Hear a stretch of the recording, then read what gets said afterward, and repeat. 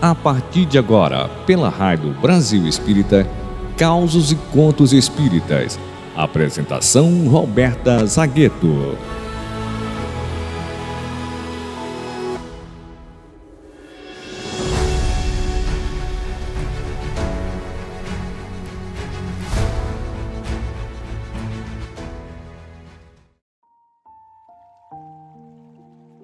Oi, gente, muito boa noite. Está começando mais um Causos e Contos Espíritas aqui na Rádio Brasil Espírita, esse farol de luz que nos ilumina as consciências e consola os corações.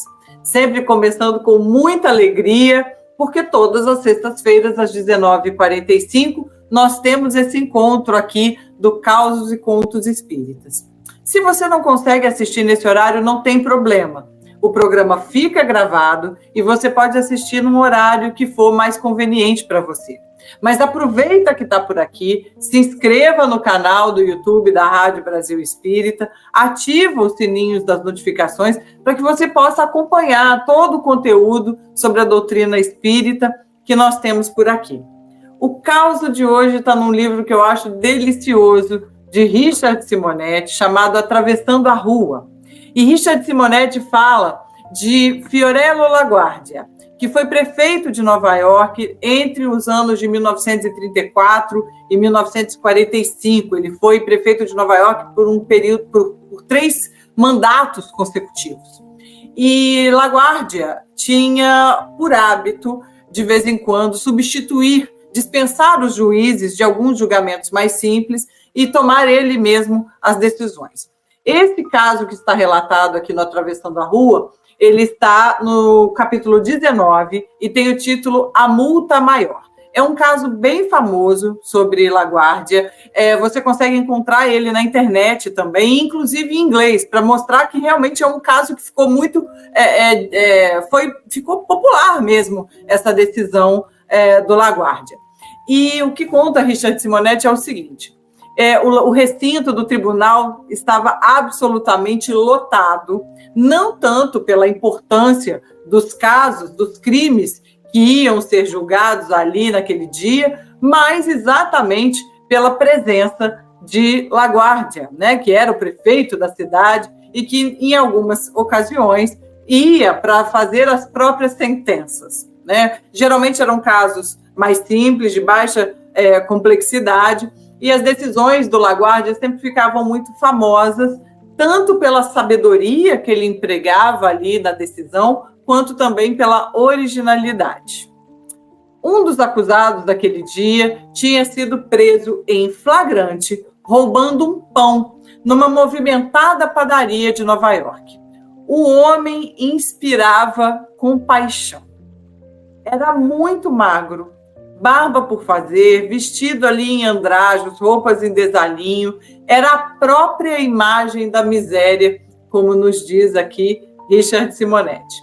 LaGuardia fez o processo bem de acordo. Ele submeteu ali aquele homem a um solene interrogatório, ele consultou várias testemunhas do crime e, após ali uma rápida apreciação, ele considerou o homem culpado e aplicou a ele uma multa no valor de $50. Era a alternativa a ser preso. Ou ele pagava aquela multa ou ele ia para a prisão.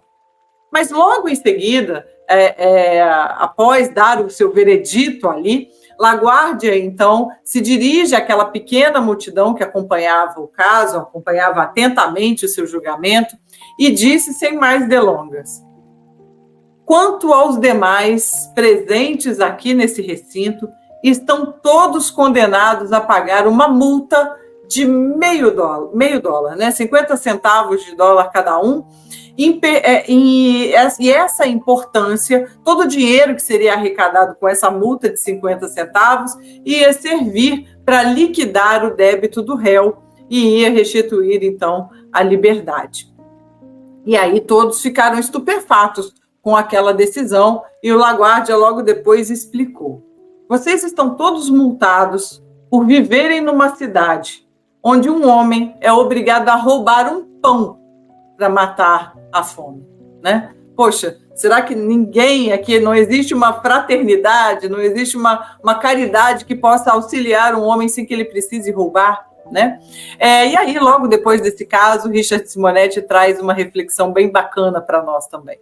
Todos nós, habitantes de qualquer cidade do mundo, estamos sujeitos a uma multa muito mais severa, a uma sanção muito mais grave. A frustração dos anseios de felicidade, os desajustes intermináveis, as crises de angústia por vivermos num planeta onde as palavras fraternidade, bondade e solidariedade são enunciadas como virtudes raras, quando são apenas elementares deveres, indispensáveis à preservação do equilíbrio em qualquer comunidade. Dizem os espíritos superiores que a felicidade do céu é socorrer a infelicidade da terra. E aí, Richard Simonetti faz a seguinte reflexão: diríamos que somente na medida em que estivermos dispostos a socorrer a infelicidade da terra é que estaremos a caminho da felicidade do céu.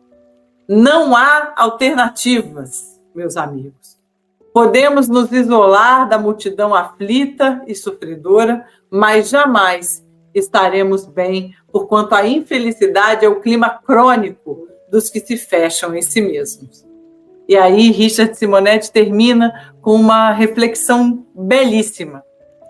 Mãos servindo são antenas que estendemos para a sintonia com as fontes da vida e a captação das bênçãos do céu.